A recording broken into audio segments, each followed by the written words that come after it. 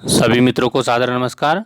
मित्रों, आज के इस वीडियो में हम उत्तराखंड बोर्ड की कक्षा 11 की हिंदी की अनिवार्य पुस्तक संस्कृत प्रबोधिनी से तृतीय पाठ प्रश्नोत्तर विनोद के प्रश्नों को यहाँ पर हल करने वाले हैं।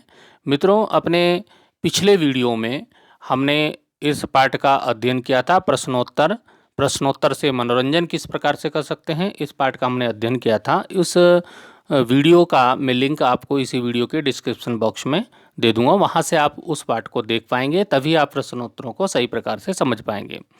मित्रों, जैसा कि आपको मालूम ही है, पिछली वीडियो में भी मैंने बताया था कि उत्तराखंड में संस्कृत विषय को प्रोत्साहित करने के लिए हिंदी के साथ ये संस्कृत प्रबोधिनी एक पुस्तक, अनिवार्य पुस्तक लगाई गई है और लगभग 30 अंक के प्रश्न इस पुस्तक से पूछे जाते हैं।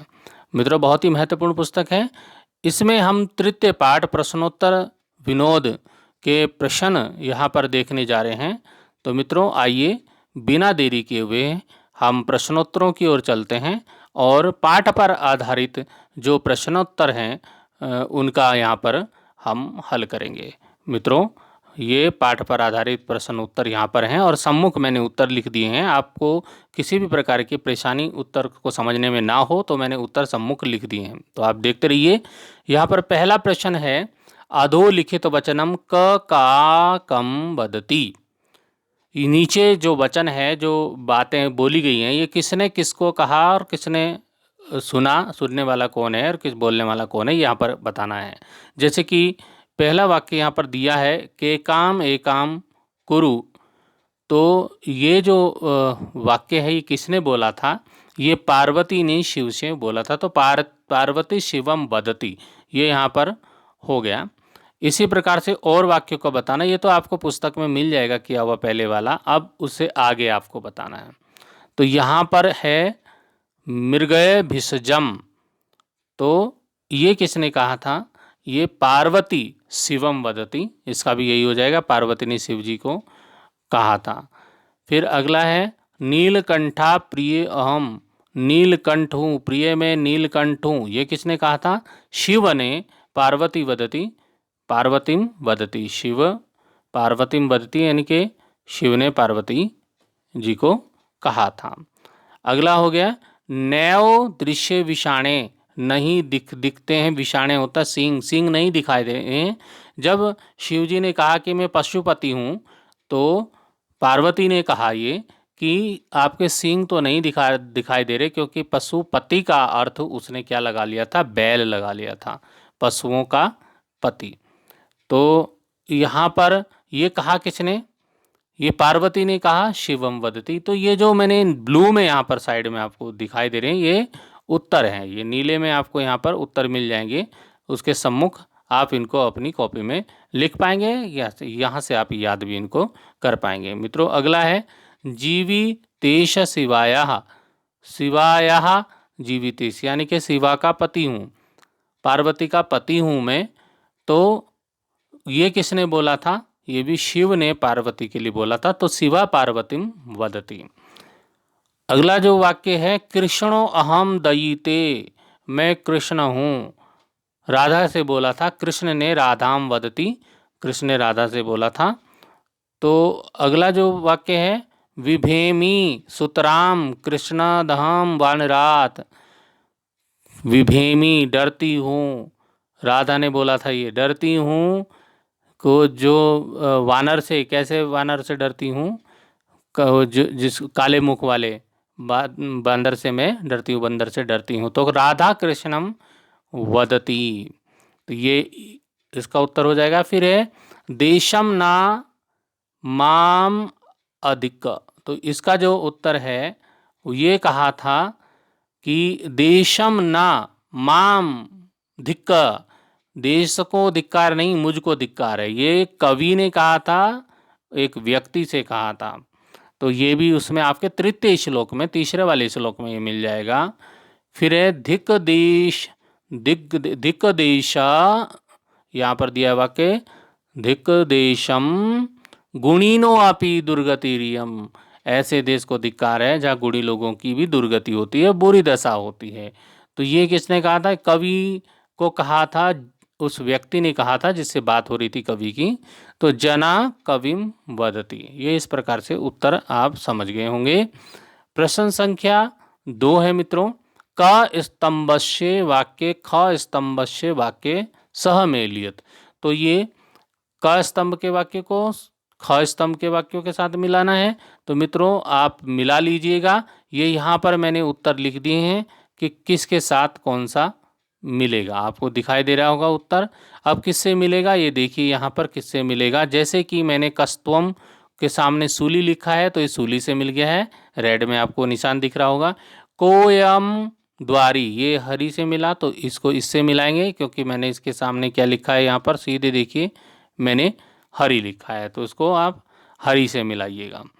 इसी प्रकार से नीलकंठा प्रिय हम, तो इसका जो है के काम ए काम करो, के का की ध्वनि करो, मोर की जो के का ध्वनि है उसको करो।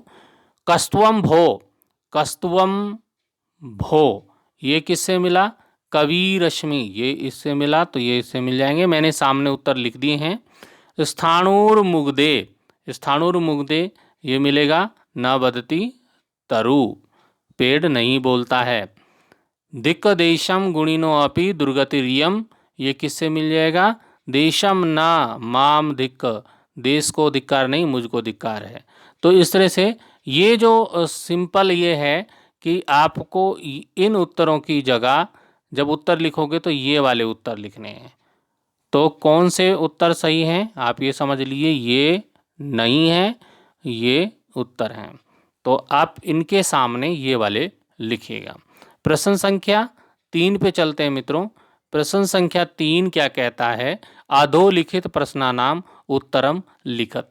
अधोलिखित मतलब नीचे लिखे गए प्रश्नों के उत्तर लिखने हैं। तो मित्रों हमारा पहला प्रश्न है, अत्र हरे शब्दस्य अर्था संति।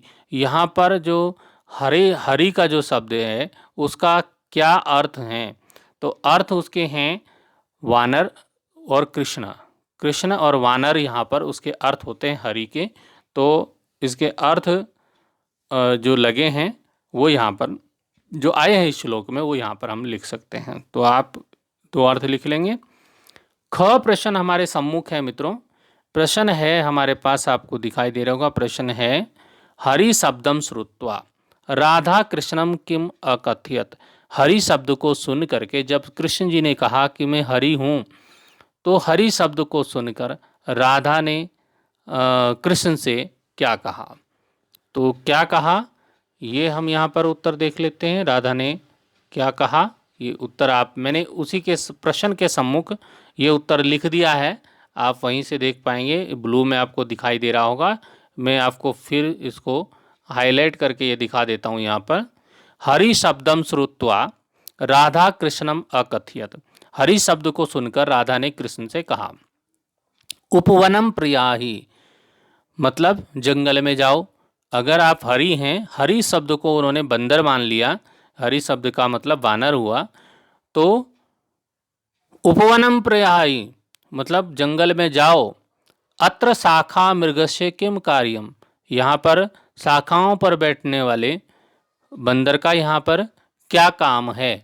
तो ये उत्तर आप लिख लेंगे। तीसरा जो प्रश्न है, कवि अस्मि, कवि अस्मि इति श्रुत्वा जना कम धिक वदति। कवि हूँ यह सुनकर जो आदमी था, जब उसने सुना कवि के मुख से कि मैं कवि हूँ, यह सुनकर उस आदमी ने किसको कहा धिक। धिक मैंने धिक्कार किसके लिए बोला। तो यहाँ इसका उत्तर आपके सम्मुख है, उसने उस देश को धिक्कार बोला जिस देश में वो कवि रहता है। तो कवि अस्मि इति श्रुत्वा जनः देशम धिक् वदति। कवि हूँ यह सुन करके उस व्यक्ति ने देश के लिए धिक्कार कहा। और क्यों कहा कि जिस देश में कवि की इतनी विद्वान है वो कवि, उसके बाद भी उसकी दुर्दशा इतनी बुरी है कि उसको खाने को कुछ नहीं मिल रहा, भूखा प्यासा मर रहा है, तो ऐसे देश को धिक्कार है जहाँ पर गुणी लोगों की भी इतनी बुरी दशा होती है, दुर्गति होती है। प्रश्न संख्या 4 पे चलेंगे मित्रों। प्रश्न संख्या 4 इसमें ये कह रहा है, घ जिसको बोलते हैं आप, पशुपति इति श्रुत्वा। पार्वती किम कथयति।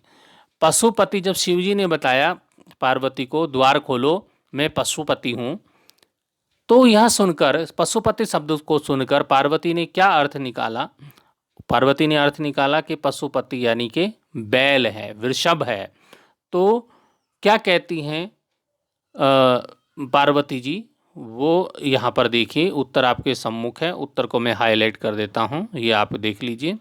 पशुपति इति श्रुत्वा, पशुपति हूँ इति श्रुत्वा, यह पशुपति शब्द को सुनकर पार्वती कथयति, पार्वती कहती है, नैव दृश्य विषाणे, पशुओं के तो सींग होते हैं, नैव दृश्य विषाणे, लेकिन आपके तो सींग नहीं दिखाई रहे। विषाणे होता है सींग, आपके सींग नहीं दिखा रहे हैं, आप पशुपति नहीं हैं, आप झूठ बोलते हैं। तो अगला प्रश्न है मित्रों, 5वां इसमें प्रश्न है, यदा कवि पाकाय बुद्धिम विद्धाति तदा किम किम भवति। जब कवि पकाने के लिए सोचता है, खाना बनाने की सोचता है, तो क्या क्या होता है? कवि जो बताता है वो यहाँ पर जगह कम थी तो मैंने उत्तर यहीं पर लिख दिया है मित्रों। तो आप देख लीजिए कि उत्तर यहाँ से आगे तक है।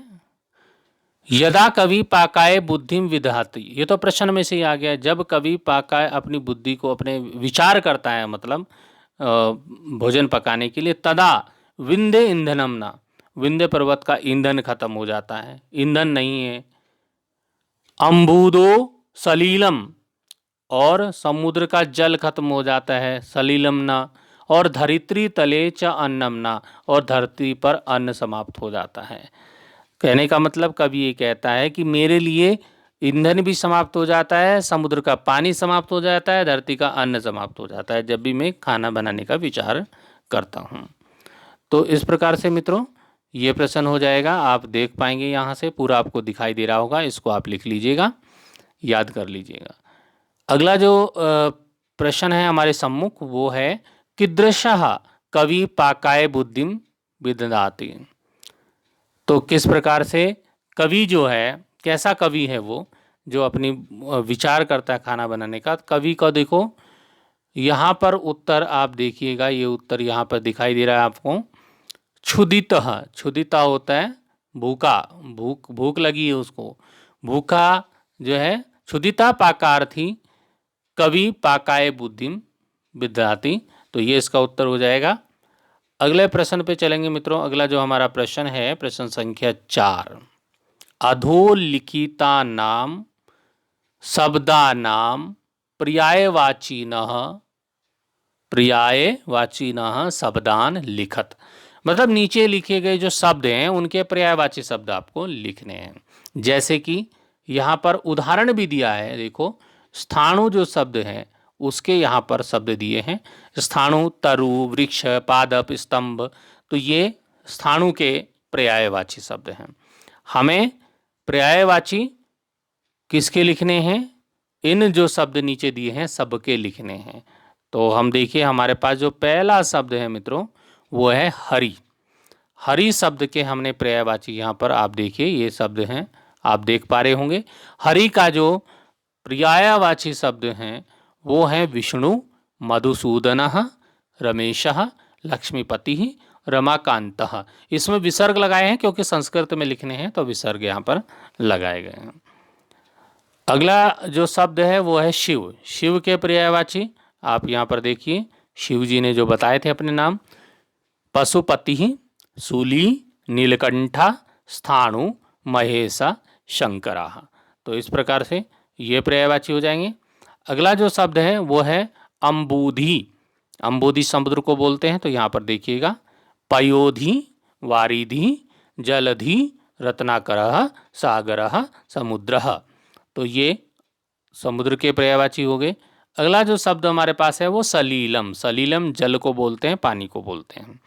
तो पर्यायवाची शब्द हो गए जलम, वारी, उदकम, क्षीरम, पयः, नीरम। तो इस प्रकार से ये पर्यायवाची आपके सामने है। अब आ गया धरित्री। धरित्री धरती माता को बोलते हैं, धरती के पर्यायवाची हैं पृथ्वी, धरा, वसुंधरा, धरणी, भूमि, भू। तो ये पर्यायवाची धरती के हो गए। अब है शाखा मृगः, शाखा मृगः, शाखाओं का मृग, तो यहाँ पर हो जाएगा वानरः, हरि, कपि, ये बंदर के पर्यायवाची शब्द हैं। पर्यायवाची शब्दों के बाद अब चलते हैं प्रश्न संख्या 5 पर। अधोलिखित शब्दानां तृतीया विभक्ते षष्ठी विभक्ते च रूपाणि लिखत। यहाँ पर रूप लिखने हैं, उदाहरण यहाँ पर दिया है, उदाहरण देख लीजिए पहले। उदाहरण है, ये रूप लिखने हैं तृतीया विभक्ति षष्ठी विभक्ति के। तो तृतीया विभक्ति के रूप आप देखिए, हरि शब्द यहाँ पर दिया है, हरि शब्द के तृतीया विभक्ति के रूप है हरिणा, हरिभ्याम, हरिभी।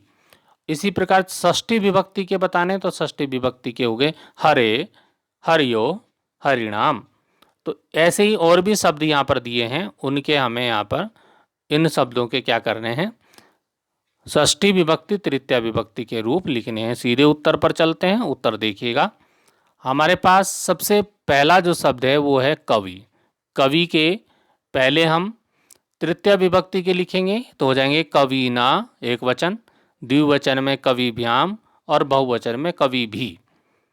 अब षष्ठी विभक्ति में चलेंगे तो कवे, कवियों और कवीनाम। तो इस प्रकार से ये सारे आपको दिखाई दे रहे होंगे, आप स्क्रीनशॉट ले लीजिएगा इसका और अपने पास सुरक्षित रख के लिख लीजिएगा। तो यहाँ पर आगे हम मणि, मणि शब्द है तृतीया विभक्ति में एक वचन में, मणिणा द्विवचन में मणिभ्याम और बहुवचन में मणि भी। इसी प्रकार से षष्ठी में हो जाएगा मणे, मणियों और मणिनाम। अब आता है पशुपति। पशुपति के जब हम शब्द लिखेंगे तृतीया विभक्ति और षष्ठी विभक्ति के तो हो जाएगा पशुपतिना, पशुपतिभ्याम, पशुपति भी। षष्ठी विभक्ति में हो जाएगा पशुपते हैं, पशुपत्यो हो, पशुपति नाम। इसी प्रकार से अरि जो शब्द है, अरि के यहाँ पर हम तृतीया विभक्ति षष्ठी विभक्ति देख लेते हैं। तो ये हो जाएगा अरिणाः, अरिभ्याम, अरिभी। षष्ठी में हो जाएगा अरे, अरिभ्याम, अरिणाम। इसी प्रकार से हमारे पास रवि शब्द के रूप यहाँ पर दिखाई दे रहे होंगे आपको। रवि के तृतीया विभक्ति में रवीना, रविभ्याम, रविभी। षष्ठी विभक्ति में रवः, रव्यः, रविनाम। इसी प्रकार से शशि शब्द है, शशि के हैं तृतीया विभक्ति में शशिनाः, शशिभ्याम, शशिभी। एक जैसे हैं लगभग, आप समझ रहे होंगे। षष्ठी विभक्ति में शश है, शश्यो, शशीनाम। तो इस प्रकार से आप इनको कर पाएंगे। मित्रों, इतने ही प्रश्न इसमें दिए हैं पुस्तक में, उन प्रश्नों को हमने यहाँ पर किया, पाठ पर आधारित प्रश्न उत्तर हैं। तो मित्रों, आप अच्छी प्रकार से समझ गए होंगे ये प्रश्नोत्तर। प्रश्नोत्तर विनोद, प्रश्नोत्तर से मनोरंजन, ये पाठ मैंने बताया था कक्षा 11 संस्कृत प्रबोधिनी के पुस्तक से तृतीय पाठ है। इसका वीडियो अलग से बनाया है, उसका लिंक आपको मिल जाएगा, आप उसको पढ़िएगा, प्रश्न उत्तर पढ़िएगा और अच्छे नंबर से पास होइएगा। मित्रों, इन्हीं शुभकामनाओं के साथ फिर मिलेंगे अगले वीडियो में। धन्यवाद।